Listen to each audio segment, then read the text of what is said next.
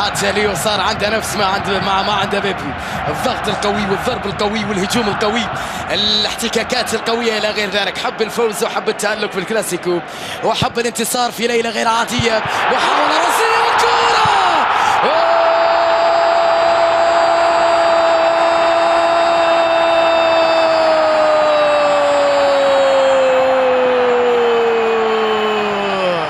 هدف اول لبرشلونه.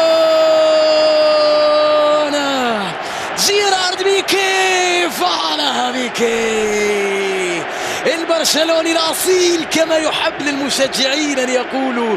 هدف أول لبيكي، ضربة راسية غير عادية في مقتل يا بيكي، يلها من كرة غير عادية بيكي، ضربها براسه بيكي. كلاسيكو من 3 نقاط ثمينة لبرشلونة إذا جاء، شوفها غير عادية بيكي في حراسة ضعيفة من مدافعي ريال مدريد. فكروا في نيمار سواريز وميسي، نسوا بيكي اللي ارتقى فوق الجميع بالراس. روعة يا بيكي، روعة جيرارد بيكي. 1 لبرشلونة، 1 لبرشلونة.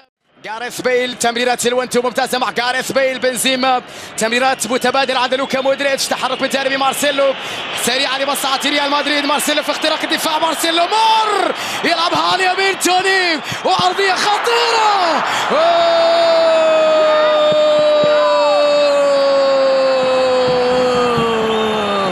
كريم بنزيما، عودة اللوس بلانكوس. لم نخسر ولم نستسلم لسان حالهم. هدف التعادل يا كريم بنزيما يعود لريال مدريد. هجمة منظمة غير عادية من مارسيلو، توني كروز في العرضية، كريم على الطاير في منتهى الروعة. ريال يتعادل في الكامب نو، يعود إلى أجواء المباراة. تعادل 1-1 الآن. تعرف ماذا تعني البرازيل، ثم بعد ذلك جهد بدني غير عادي ورحلة طويلة إلى غير ذلك. كرة تعود مرة أخرى لكارفاخال، مرتدة سريعة، كارفاخال مشروع، هجمة خطيرة لريال مدريد، تمرير على جهة اليمين، جاريث بيل، عرضية باتجاه كريستيانو رونالدو، استقبال جميل رونالدو،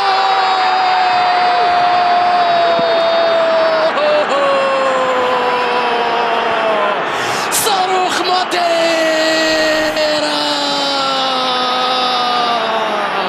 يهز أركان الكامب نو.